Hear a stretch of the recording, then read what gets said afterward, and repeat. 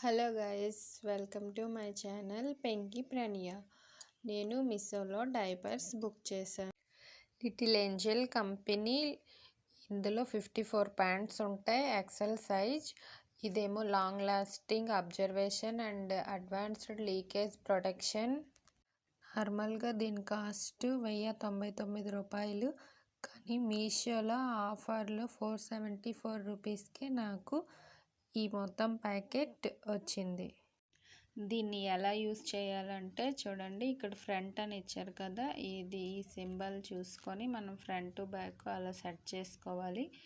తర్వాత ఇక్కడ చూడండి, నడుముకి బాగా నీట్గా పట్టే ఉంటుంది.